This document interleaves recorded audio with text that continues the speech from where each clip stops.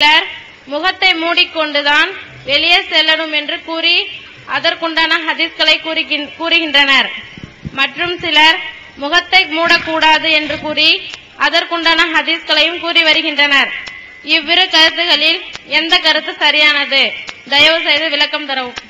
பெண்கள் முகத்தை மறைத்து கொண்டுதான் போக வேண்டும் அப்படின்னு ஒரு சாரார் என்ன செய்யறாங்க சொல்லிட்டு வர்றாங்க.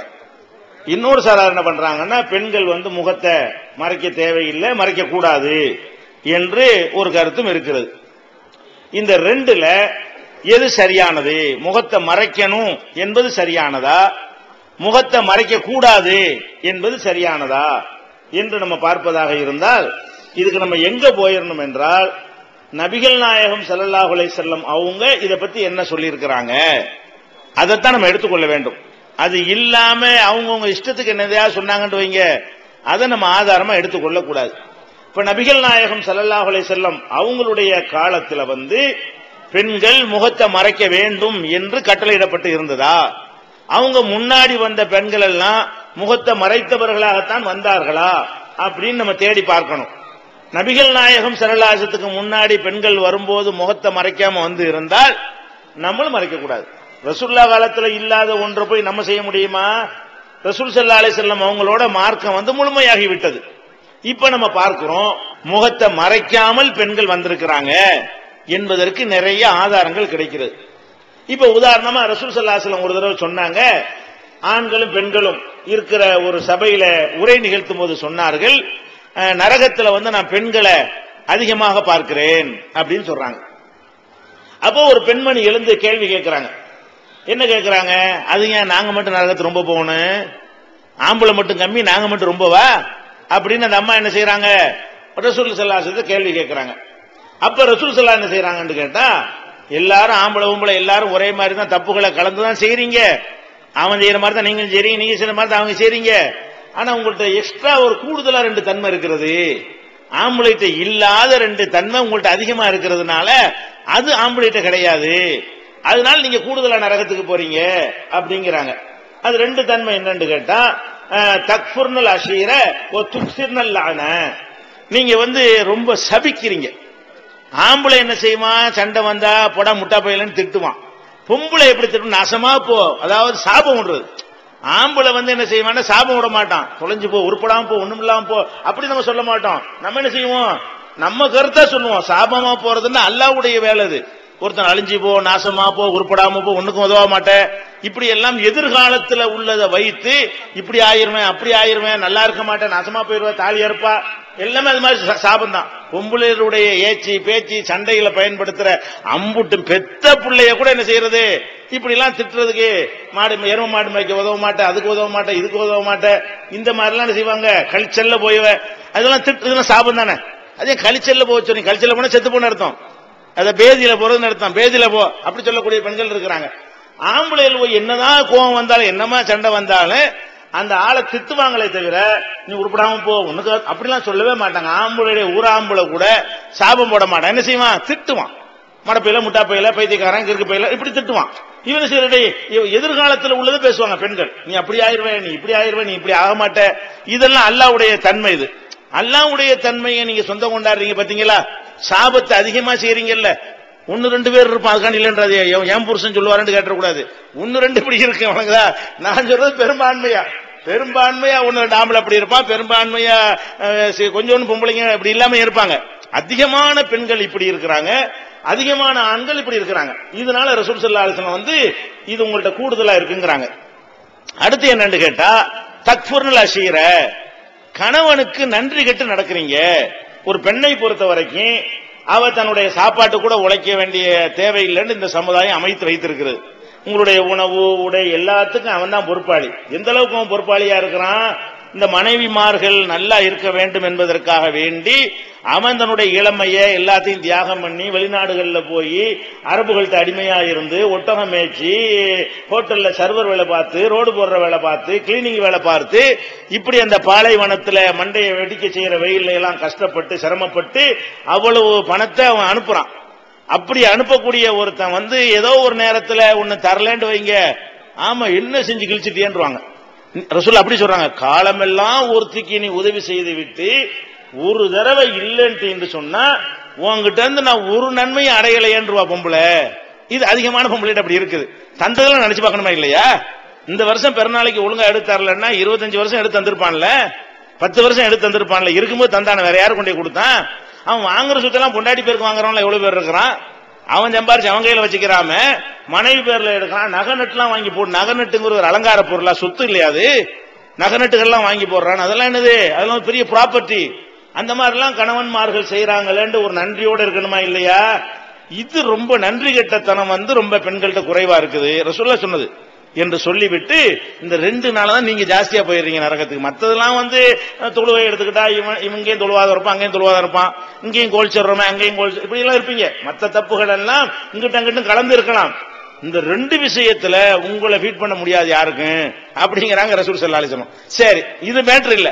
இந்த சம்பவத்துல ரசூல் ஸல்லல்லாஹு அலைஹி வஸல்லம் ஒரு பொம்பளை கேள்வி கேட்டாங்கல்ல, அந்த பொம்பளைய பத்தி அந்த ஹதீஸ்ல வர்ணிக்கப்படுது. எப்படி வர்ணிக்கப்படுது? ஒரு பெண்மணி எழுந்தார், அவருடைய முகம் கருப்பாக இருந்தது, கன்னம் எல்லாம் கருப்பாக இருந்தது. கன்னம் கருப்பாக இருந்த ஒரு பெண்மணி எழுந்து இந்த கேள்வியை கேட்டார் அப்படின்னு வருது. கன்னம் கருப்பா இருக்குன்னு எப்ப சொல்ல முடியும்? மூஞ்சி திறந்து தானே சொல்ல முடியும். ஆண்கள் இருக்கிற சபை, பெண்கள் இருக்கிற சபை. ரசூல் ஸல்லல்லாஹு அலைஹி வஸல்லம் இந்த மாதிரி மக்களுக்கு பயான் பண்ணிட்டு இருக்கக்கூடிய ஒரு சபை. இப்படி வச்சுக்கிறீங்களேன், இப்படி இருக்குது. இப்ப நான் பேசிட்டு இருக்கிறேன். இப்ப நம்ம எல்லாருமே பாக்குறோம், அந்த ஒரு பெண்ணுடைய முகம் கருப்பா இருக்கு, கன்னம் கருப்பா இருக்குது. கன்னம் கருப்பாக இருக்கிற ஒரு பெண்மணி எழுந்து இப்படி கேள்வி கேட்டார். நாங்க மட்டும் எதுக்கு நரகத்துக்கு அதிகமா போகணும் என்று கேள்வி கேட்டார்னு வருது. இதுல நம்ம என்ன விளங்குறோம்? நபிகள் நாயகம் ஸல்லல்லாஹு அலைஹி வஸல்லமுடைய காலத்துல அவங்க முன்னிலையிலும் அங்கே இருந்த ஆண்கள் முன்னிலையிலும் பெண்கள் முகத்தை மூடிக்கொண்டு வரவில்லை. இது தவறா இருந்தா மூஞ்ச மூடுன்னு இருப்பாங்களா ரசூல் ஸல்லல்லாஹு அலைஹி வஸல்லம்? நீ என்ன கேள்வி கேட்க வந்துட்ட? அதாவது கேள்வி கேட்காட்டா கூட இந்த பொண்ணு முகத்தை திறந்துகிட்டு இருந்து ரசூலுல்லாஹ் கவனிக்கலன்றலாம். கேள்வி கேட்டாலும் பார்த்தானாவும். கேள்வி கேட்டாங்கன்னா அனைவருடைய கவனம் அங்க திரும்பிடும், கேமரா பூரா திரும்பிடும்.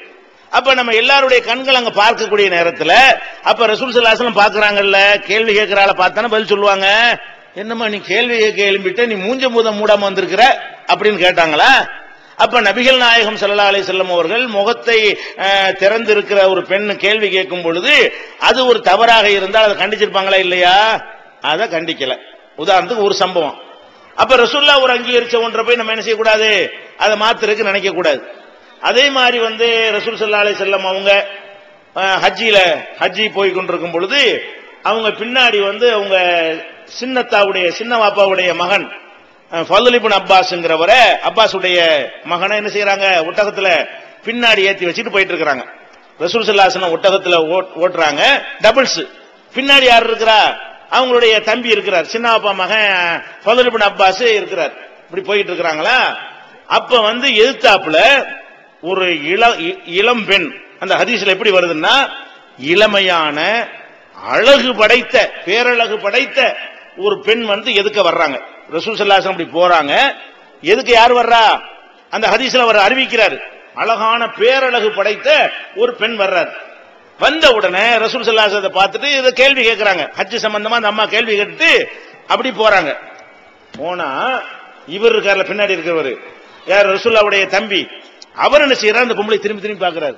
சஹாபி தான், சஹாபினால ஆம்பளை தானே, சஹாபியா இருந்தாலும் ஆம்பளை தான், பொம்பளை தான், சரியா?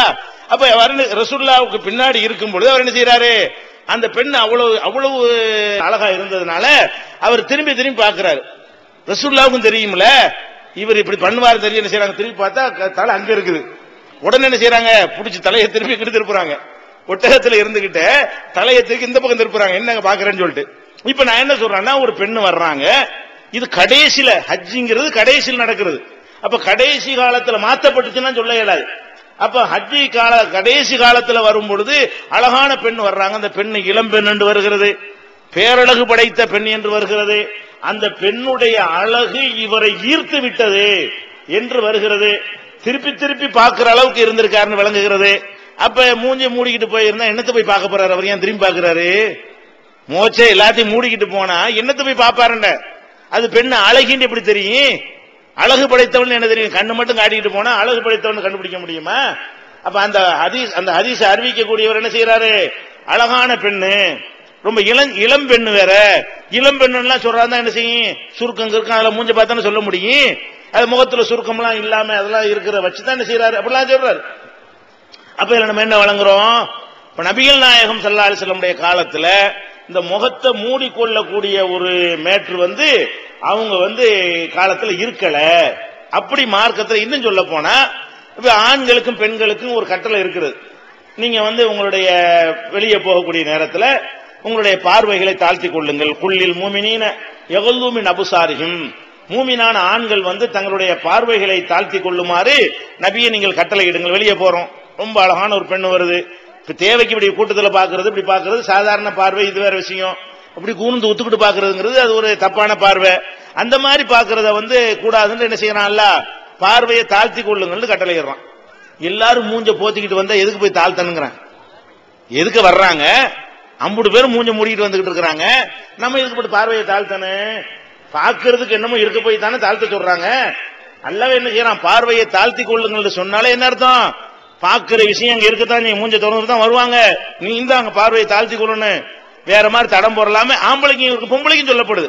அப்ப குல்லில் மூமினாத்தி யகுலுன்ன மின் அபுசாரிஹின்ன, மூமினான பெண்களும் தங்களுடைய பார்வைகளை தாழ்த்தி கொள்ளுமாறு நபியை நீங்கள் கட்டளையிடுங்கள் என்று அல்லாஹ் சொல்லி காட்டுகிறான்.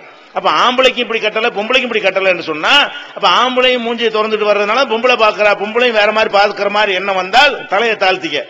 ஆம்பளை ஒரு பெண்ணை பார்க்கும்போது வேற மாதிரி என்ன வர்ற மாதிரி இருந்தா பேசாம தலையை தாழ்த்திக்க, பார்வை கீழே போடு என்று அல்லாஹ் திருமறையில கட்டளை எடுக்கிறான்.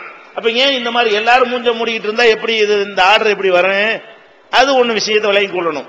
அதே மாதிரி ஆயிஷா நாயகி சொல்றாங்க, நாங்கள் நபிகள் நாயகம் ஸல்லல்லாஹு அலைஹி வஸல்லம் காலத்துல தொழுகைக்கு போவோம், எல்லா தொழுகையிலையும் பங்கெடுத்துக் கொள்வோம். பள்ளிவாசலுக்கு அப்ப திரை கூட போட வழக்கம் கிடையாது. ரசூல் ஸல்லல்லாஹு அலைஹி வஸல்லம் காலத்துல ஆண்கள் முன் வரிசையில் இருப்பாங்க, பெண்கள் பின் வரிசையில் இருப்பாங்க, ரெண்டுக்கு மத்தியில திரை கூட போட மாட்டாங்க. அந்த மாதிரி நாங்கள் கலந்து கொள்வோம். சுபுகு நேரத்துல ஆயிஷா நாயகி சொல்றாங்க, சுபு தொழுகையை நாங்கள் எப்ப தொழுவோம் தெரியுமா? சுபுகு தொழுகையுடைய நேரம் மொத்தம் 80 நிமிஷம் இருக்குங்க. சுபுகு தொழுகை எப்ப வருதுன்னு கேட்டா, சூரியன் உதிக்குதுல, சூரியன் உதிப்பதற்கு 80 நிமிஷத்துக்கு முன்னாடியே சுபுகு வந்துவிடும். சூரியன் 6 மணிக்கு உதிக்குதுன்னு சொன்னா எத்தனைக்கு வந்துடும்? 4:40க்கே சுபுகு வக்து வந்துடும். 80 நிமிஷம், 1 மணி நேரமும் 20 நிமிஷமும். அப்ப 4:40ல இருந்து ஆரம்பிச்சு 6 சூரியன் உதிக்கிற வரைக்கும் நீங்க என்ன செய்யலாம்? தொழுது கொள்ளலாம். ஒரு நாளைக்கு சூரியன் உதிக்கிறத பாத்துக்கிறங்க, அதுல இருந்து 80 நிமிஷத்தை முன்னாடி போயிருங்க. அந்த 80 நிமிஷமும் சுபுகுடைய நேரம், அவ்வளவு பெரிய நேரம் இருக்கிறது. ஆனாலும் சிறந்தது என்னவென்று சொன்னால், அவ்வளவு நேரத்துக்கு லேட் பண்ணாம கொஞ்சம் இருட்டோடையே தொழுகணும். இருட்டோட வக்து வந்துதான், சுபுகுடைய வக்து வந்துடும், ஆனா கொஞ்சம் இருட்டா இருக்கும். அந்த மாதிரி தொழுவதான் சிறந்ததுன்னு நம்ம மார்க்கத்தில் இருக்கிறது. அது ஆயிஷா நாயகி சொல்றாங்க, நாங்கள் நபிகள் நாயகம் ஸல்லல்லாஹு அலைஹி வஸல்லம் அவங்களோட சேர்ந்து சுபுகு தொழுகை தொழுது விட்டு நாங்க வெளியே வருவோம். வெளியே வந்தால் இருட்டா இருக்கிற காரணத்தினால நாங்கள் யார் என்று பார்ப்பவர்கள் கண்டுபிடிக்க இயலாது அப்படிங்கிறாங்க. இருட்டா இல்லாட்டி கண்டுபிடிக்க இயலும். கண்டுபிடிக்க இயலும்னா எதை வச்சு கண்டுபிடிக்க இயலும்? மூஞ்சி வச்சு தான் கண்டுபிடிப்பாங்க. ஒரு ஆளு இன்னார் தாண்டி எதை வச்சு கண்டுபிடிக்கிறது? ஆயிஷா நாயகி சொல்றாங்க, நாங்க தொழுதுட்டு வருவோம்ல, வரும்போது நிலம் தெளிஞ்சு வெள்ளையா இருந்துச்சுன்னு வைங்க, அப்ப இது பாத்திமா இது ஆயிஷான்னு கரெக்டான செஞ்சிடலாம், கண்டுபிடிச்சிடலாம். அப்படி இல்லாம இருட்டா இருந்துச்சுன்னு வைங்க, நீங்க முகத்தை திறந்துட்டு வந்தாலும் யாருன்னு கண்டுபிடிக்க இயலுமா? அப்ப ஆயிஷா நாயகி என்ன சொல்றாங்கன்னு கேட்டா, நாங்கள் மினல் கலசி, இருட்டின் காரணமாக அந்த பெண்கள் யார் என்று கண்டுபிடிக்க முடியாது. ஒரு 4:40க்கு வக்து வந்துருச்சுன்னு வைங்க, 4:50 5க்குள்ள தொழுதுருவோம். 6 வரைக்கும் இழுத்துட்டு போக மாட்டோம், வெளிச்சம் வர்ற அளவுக்கு நாங்கள் இழுக்க மாட்டோம். அப்படித்தான் ரசூல் ஸல்லல்லாஹு அலைஹி வஸல்லம் காலத்துல தொழுது இருக்கிறோம். அப்ப இதுல என்ன விளங்குது? பெண்கள் முகத்தை மூடி கொண்டு வெளியே வரல, இருட்டுனால அவங்க யாருன்னு தெரியாம போயிடுச்சே தவிர, வெளிச்சம் இருந்தால் யாருன்னு தெரிஞ்சிருப்பாங்க. வெளிச்சம் இருந்தால் யாருன்னு எப்படி தெரியும்? மூஞ்சி இருக்க போய் தான் மூஞ்சியை காட்டினாலும் தெரியுது. இதான் மேட்ரு. அதனால மார்க்கத்துல முகத்தை மறைக்கணுங்கிறது, மறைக்கணும்னு சொல்லவங்க ரசூல் ஸல்லல்லாஹு அலைஹி வஸல்லம் சம்பந்தப்படுத்தி ஒரு ஆதாரம் காட்டுறதே கிடையாது, ஒரு ஆதாரம் கூட கிடையாது. ரசூல் ஸல்லல்லாஹு அலைஹி வஸல்லம் இப்படி சொன்னாங்கன்னு ஆதாரம் காட்டுறது இல்ல.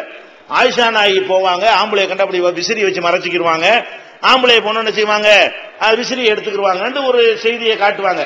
இதெல்லாம் ஒரு ஆதாரமா? இது ரசூலுல்லாஹ் பார்த்தாங்களா, ரசூலுல்லாஹ் இது அங்கீகரிச்சாங்களா, நபிகள் நாயகத்துக்கு சம்பந்தம் இருக்குதா?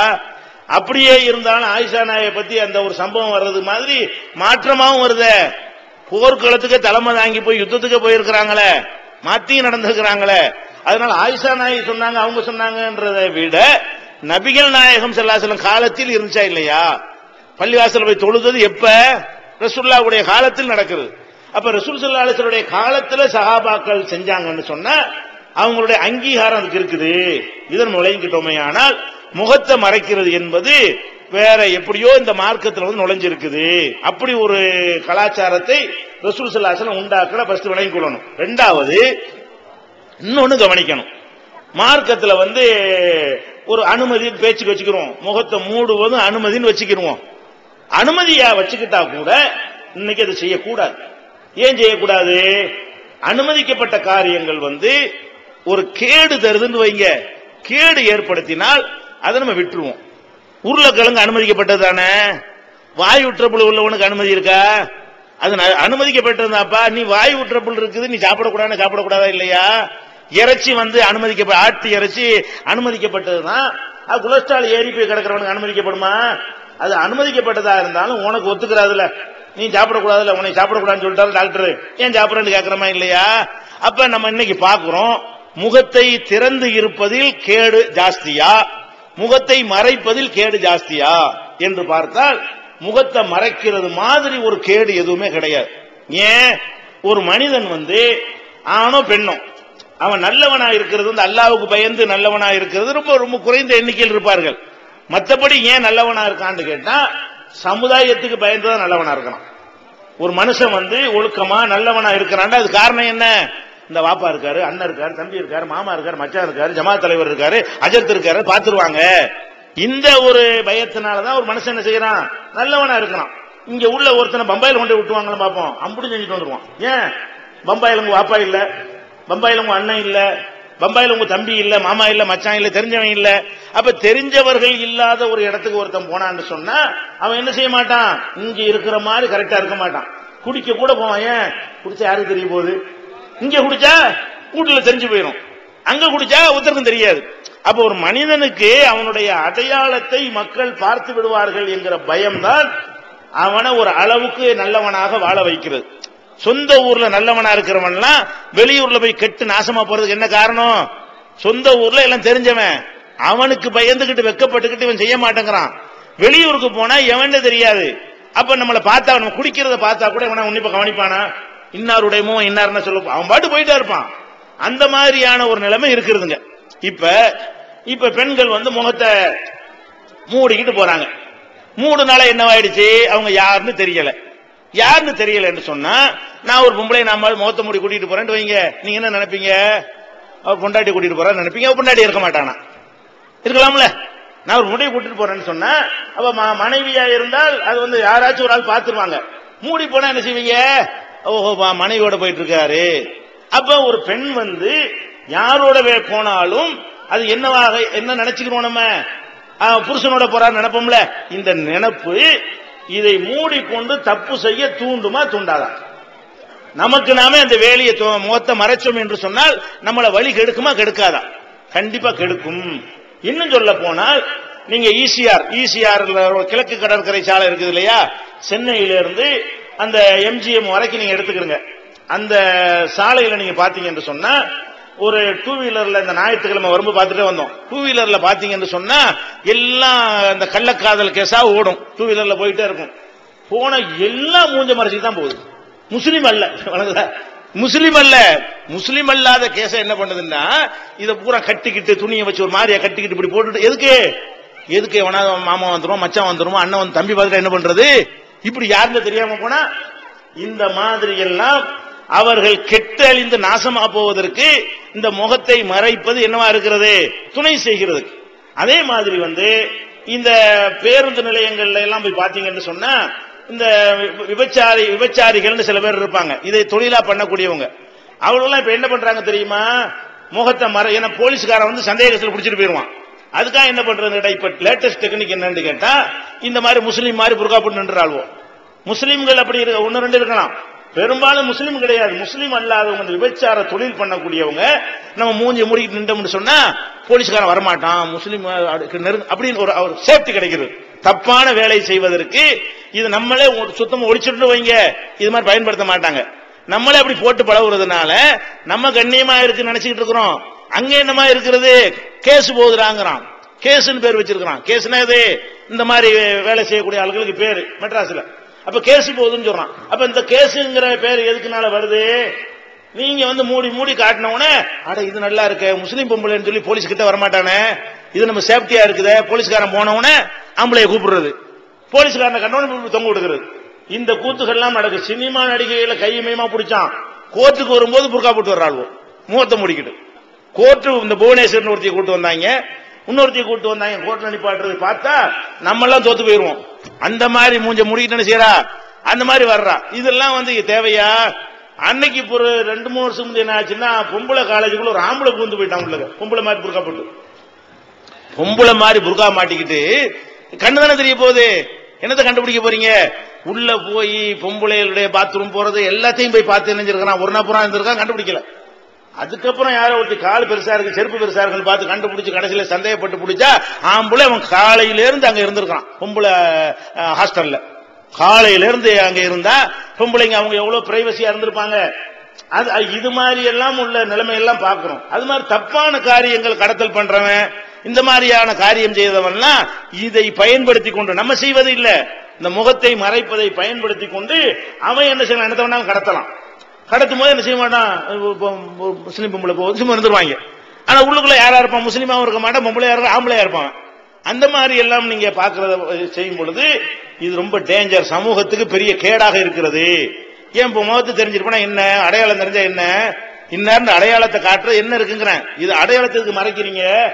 அப்ப நபிகள் நாயகம் ஸல்லல்லாஹு அலைஹி வஸல்லம் காலத்துல இல்லாத பேணுதல் உங்களுக்கு என்னத்துக்குங்க? அல்லாஹ்வும் ரசூலும் பேணுதலுக்கு தேவைன்னா கட்டளை போட்டிருப்பாங்க, மூஞ்ச மூடுன்னு சொல்லி. மூஞ்ச மூடுன்னு ஒரு கட்டளை இல்லை, ஏன் தேவையில்லாம நீங்க பண்றீங்க? அதனால அந்த முகத்தை மறைத்தல் மாதிரி ஒரு சமூக கேடு எதுவுமே கிடையாது. அதனால பல பாவங்களுக்கு நம்ம தள்ளிவிடும். நம்ம பிள்ளைகளை பள்ளிக்கூடத்துக்கு அனுப்புறீங்களா, ஸ்ட்ரிக்டா கண்டிப்பா கட்டளை இடணும். ஏன், நீங்க உங்களுக்கு சந்தேகம் இருந்தால் ஒரு நாளைக்கு SIT ஒரு காலேஜ் இருக்குது சென்னையில, மகளிர் காலேஜ், அதை பாருங்க. வாசல்ல வந்தீங்கன்னா எல்லாம் அப்படி போட்டுக்கிட்டு ஒரு பைக்லையும் அதுலயும் பின்னாடி ஏறி போற காட்சியெல்லாம் பார்க்கலாம். ஏன், யாருன்னு தெரியாதுல, யாருன்னு தெரியல என்பது முகத்தை மூடிட்டு போனா தொலைச்சிருவேன்னு என்ன செய்யணும், பிள்ளைகளுக்கு எச்சரிக்கை பண்ணணுமே தவிர நீங்க அதான் பேணுதல் நினைச்சு என்ன செய்றீங்க, நல்லா கட்டி விட்டு போடுறீங்களா, அது நல்லா இருக்கிற பிள்ளைகளையும் கருத்து நாசமாக்கணும். வழங்குதா? அதனால இந்த முகத்தை மூடுதல் என்பது மார்க்கத்திலும் இல்லாத ஒன்று, சமூகத்துக்கும் ஒரு கேவலத்தையும் சீரழிவையும் ஏற்படுத்தக்கூடியது. அதனால அந்த முகத்தை மூடுற கலாச்சாரத்தை நம்ம என்ன செய்யணும், கம்ப்ளீட்டா ஒழிச்சிருந்தா அது ஒரு காலத்தில் நன்மை தராது. அல்லாஹ்